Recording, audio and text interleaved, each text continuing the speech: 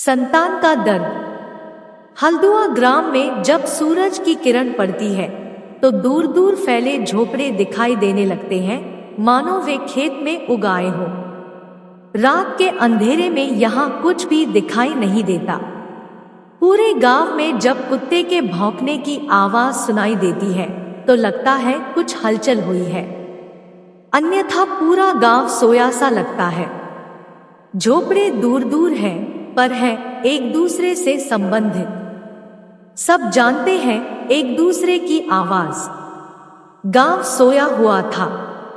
एक झोपड़े में आग तापते बैठे थे मंगलिया और उसकी पत्नी हड़कू। हड़कू और मंगलिया इसी गांव के निवासी हैं। यही पैदा हुए, यही की मिट्टी में खेले कूदे और फिर कुछ ऐसा हुआ कि पति पत्नी बन गए। मंगलिया चिंतित था। उसकी 2 माह की बेटी रोए जा रही थी। मां हड़कू परेशान थी। बेटी दूध ही नहीं पी रही थी। पता नहीं क्या हो गया, किसकी नजर लगी। अभी कल तक तो खूब हलचल करती, हाथ पैर हिलाती, मुस्कुराती थी। जब उसे भूख लगती बस तभी रोती। मंगलिया और हड़कू दोनों सड़क निर्माण कार्य में रोजगार पाए हुए थे। दिन भर सड़क पर मिट्टी पत्थर डालते, शाम ढले आ जाते झोपड़े पर। बेटी सोई रहती, कभी परेशान नहीं किया उसने। आज पता नहीं क्या हो गया। दोनों चिंतामग्न बैठे थे।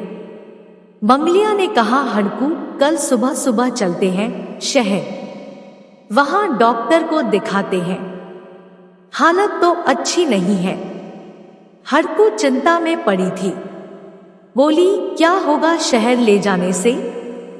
कितनी दूर है यहां से?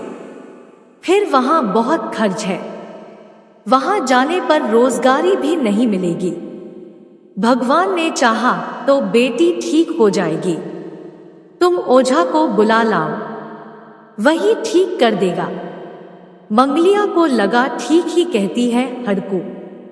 शहर है दूर दूर तक फैला, न जान न पहचान। शहर की जान पहचान होती है पैसा।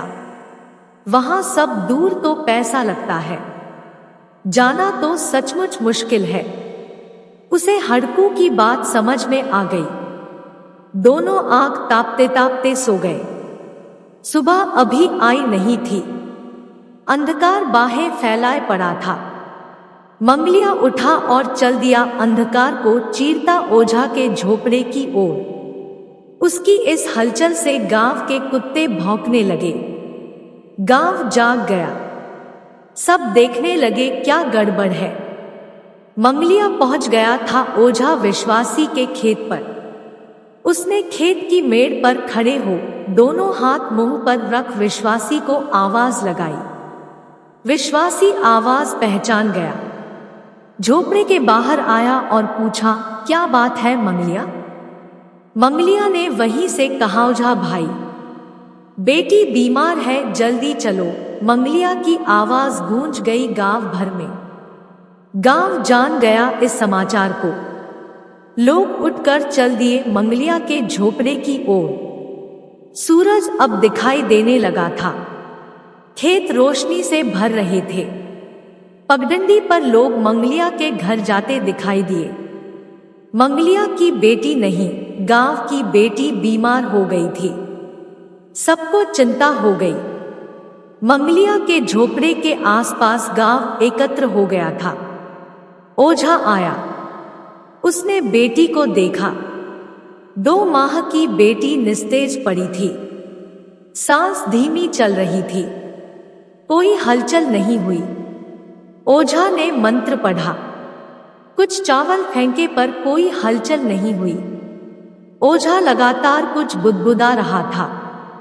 आसमान को ताक रहा था, मानो पुकार रहा हो किसी को। थोड़ी देर यह सब कर वह बोला, यह तो गड़बड़ मामला है, कोई हवा लगी है, किसी की बुरी नजर लग गई है। इसमें तो बहुत खर्चा होगा। मंगलिया ने पूछा, बहुत यानी कितना?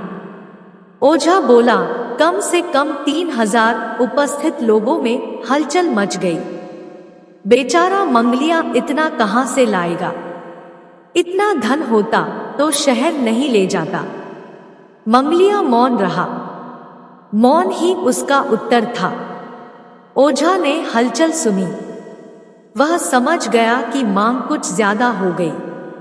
बोला, मामला ऐसा ही है, फिर भी मंगलिया की हालत देखकर कुछ कम खर्चा करूंगा। गांव वाले मदद करें। गांव की बेटी का सवाल है। मंगलिया हाथ जोड़े बोला, ओझा भाई, सड़क की मजदूरी कर काम चला रहा हूं। अभी खेत भी खाली है, आपको मैंने कष्ट दिया, आप क्षमा करना। ओझा ने सुना, समझ में आया कि उससे गलती हो गई। वह समझ रहा था कि गांव वाले मिलजुल कर कुछ करेंगे। दया का समुद्र उमड़ेगा और उसकी आज की सुबह मंगलमय हो जाएगी। उसने मंगलिया को हाथ जोड़कर क्षमा मांगते देखा तो पैंतरा बदला। बोला, यह सच है कि तुम इतना न कर पाओगे। ऐसा करो कि बकरी का एक मेमना ही दे दो, तो मैं ऐसा करूंगा कि यह संकट टल जाए। इससे कम में तो कुछ हो ही नहीं सकता। मंगलिया के पास तो मेमना भी न था। उसने फिर हाथ जोड़कर कहा, ओझा भाई, मेरे पास तो मेमना भी नहीं है, मैं क्या करूं? उसकी आवाज में निराशा थी। वह बुझसा गया था। मां हड़कू बार बार बेटी की ओर देख रही थी। बेटी निढाल पड़ी थी। सांस धीमे धीमे चल रही थी। कोई हलचल नहीं थी। वह ओझा की बात सुन रही थी। पति मंगलिया की बेपसी देख रही थी। उसे समझ में नहीं आ रहा था कि क्या करे। तभी उसे उसके भाई बुधरिया का स्वर सुनाई दिया, ओझा भाई, मेरे पास है मेमना, मैं दे दूंगा। आप बलि की जो क्रिया करना हो करो। यह स्वर जादू भरा था। गांव वालों में हर्ष छा गया। चलो, गांव की बेटी के लिए कुछ हुआ। अब शायद बच जाए बेटी। मंगलिया के चेहरे पर संतोष झलक रहा था। वह शांत था। तभी हड़कू बोली, मैं अभी तैयार नहीं हूं। ओझा भाई, आप कल आना, मैं आज सोचूंगी। उसने स्नेहपूर्ण नजरों से बुधरिया को देखा। ओझा को बुरा लगा। बना बनाया खेल बिगड़ गया। बोला, ठीक है, जैसी इच्छा। हड़कू को जब अपनी बेटी की चिंता नहीं तो मैं क्या करूं? गांव वाले सब चर्चा मग्न थे। क्या हो गया? क्यों मना कर दिया हड़कू ने? पता नहीं हड़कू के मन में क्या है। कल क्या होगा? क्या हड़कू तैयार होगी या मना कर देगी? पुरुषों का मत था कि हड़कू ने गलती कर दी। अपनी बेटी की जान बचाने के लिए एक क्या, ऐसी कई बलि दी जा सकती है। गांव की महिलाएं चुप थी। वे समझ रही थी हड़कू की पीड़ा, पर चुप थी। कल पता चल ही जाएगा। अगले दिन सुबह ओझा स्नान ध्यान कर तिलक लगाए तैयारी से उपस्थित हुआ। बुधरिया मेमने को गोद में उठाए ले आया। ओझा ने कंकु चावल मेमने पर मंत्र पढ़कर डाले और बोला, मंगलिया और हड़कू अपने दोनों हाथ मेमने पर रखकर बोलो, मेमना हमने बेटी की जान के खातिर ओझा को भेंट दिया। हड़कू बोली, ओझा भाई, ऐसा नहीं होगा। जैसी मेरी बेटी वैसी ही बकरी के लिए यह मेमना है। मैं मां हूं, मैं जानती हूं संतान की मृत्यु का दुख क्या होता है। इस मेमने की बलि से बकरी को जो हृदय विदारक पीड़ा होगी वह मैं जानती हूं। मैं अपनी बेटी के लिए मेमने की जान नहीं जाने दूंगी। मेरी बेटी जाए या रहे यह भगवान की इच्छा है।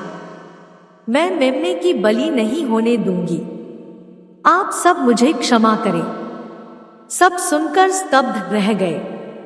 एक मां की वाणी में संतान का दर्द समाया हुआ था। हड़कू आंख बंद कर प्रार्थना में रत थी। मेमना उछल कूद कर आनंद मना रहा था।